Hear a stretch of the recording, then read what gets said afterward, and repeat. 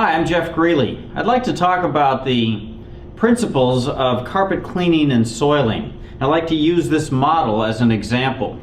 If we look at an actual piece of carpet, you will see that we can see and identify each individual yarn bundle that's attached to the backing of this piece of carpet which I have here. This model that I've created is a representation of the carpet, only in a much larger form. So these each represent one of the carpet yarns attached to the backing, with the secondary backing and this area here which would represent the latex adhesive in between. You'll notice that this large model of the carpet is dirty just at about 1/3 down each of the individual yarns. This represents what happens in the real world when carpet is walked on and becomes dirty. As we walk on the carpet, our foot is actually touching the top of the carpet up here. And if you imagine if this were an actual carpet, all these yarns are packed very close together. They're each supporting each other so they don't fall over, they just crush down a little bit as we step on them. And of course, we're carrying in dirt and grease and oil on our shoes. We step on this part of the carpet and that dirt and that grease and oil becomes attached to this part of the carpet yarn. It doesn't work its way down, it stays near the surface. Now the dry dirt that isn't sticky or waxy or oily or greasy, that usually falls down in between the yarns and eventually ends up at the base. That dirt we remove by extractor vacuuming or power vacuuming with a hose liberator or a hose freestyle to remove the deep down dry dirt which ends up down here. But then it's this soil up here near the top third that is the oily, greasy dirt, the type of soil that requires cleaning chemistry in order to remove it. So what happens when we try to remove this with traditional methods that employ a lot of water and detergents to try to dissolve this soiling and then eventually remove it? Well, the water and detergents are typically applied under pressure using a hot water extraction machine which sprays the water onto the carpet surface at a pretty high pressure, sometimes 150 psi, can be 200 psi, and it can go up higher than that depending on the machine. Oftentimes some sort of pre-spray will be applied to the carpet and then the hot water extraction machine will be used to rinse and remove the soil. But what happens when we do that on a carpeting, which is actually a type of plastic? For example, nylon or polypropylene or polyester, those are all types of plastic. They don't absorb very much, very little actually. So the soil is on the outer surface of the yarn. And it's also in this vertical condition. You see, we've got the depth or thickness of the carpet pile represented here. So as we apply liquid under pressure, the liquid with the detergents is going to do its job, which is to dissolve the soiling. But we can quickly lose control. I've got a little bit of detergent in this spray bottle just to demonstrate what can happen when we apply this under pressure to the surface of the yarn. As we apply it, you can see that it's certainly dissolving the soil that's there. But what is also happening is the soil that's being dissolved is actually running down the side of the yarn.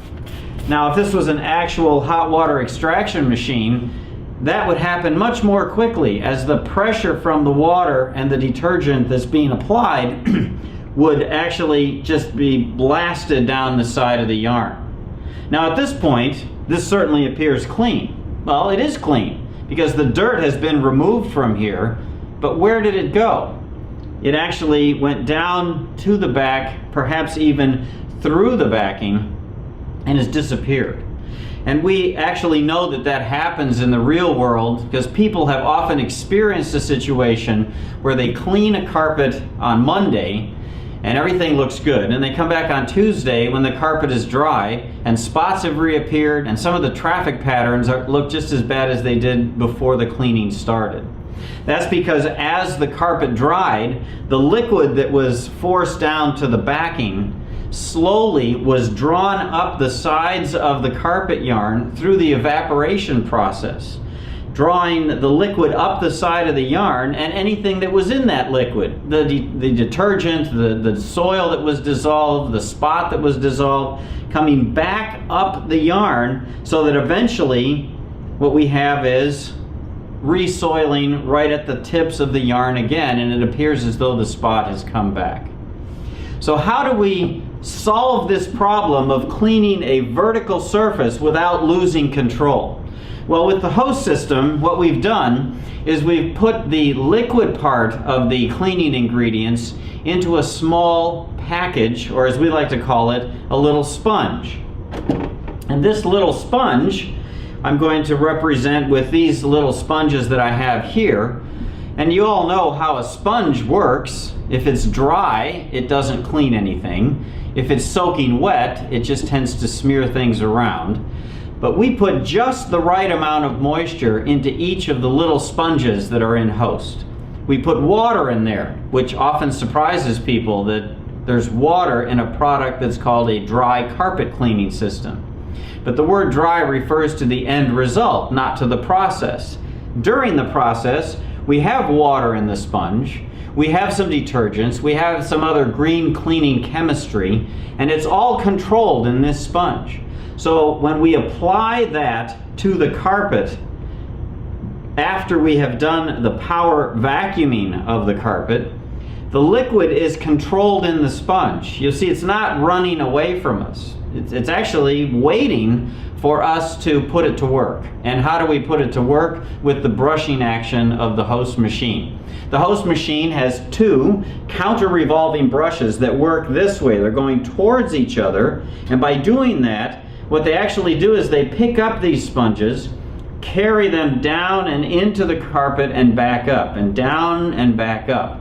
And by doing that, here's what happens. Just like I'm holding one in my hand here, the brushing action causes the sponge to be drawn up the side of the yarn, and you'll see what happened. The soil was dissolved there, and where did it go? It went into the sponge. We didn't lose it into the base of the carpet. It's immediately dissolved and then absorbed by the little sponge.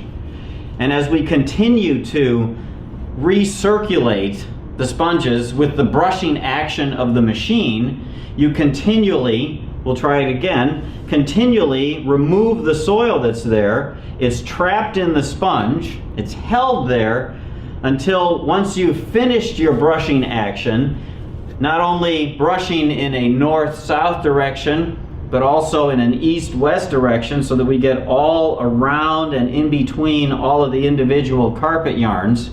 When we're done with all of that brushing and we see that the sponges have changed color like this, all we need to do is turn on the vacuum of the extractor vac machine, the Liberator or the Freestyle, vacuuming or extracting these sponges, which take the dirt with them and get them out of the carpet. So now there's no soil on the surface of the yarn. We have not left any detergent residue in the carpet. We've not lost anything to the base of the carpet. And we actually have a carpet that is dry, clean, and ready to be walked upon again. And because there is no actual residue left on the surface of the yarn, the carpet stays cleaner longer because there isn't any detergent residue there to attract dirt more quickly than it would if it wasn't there.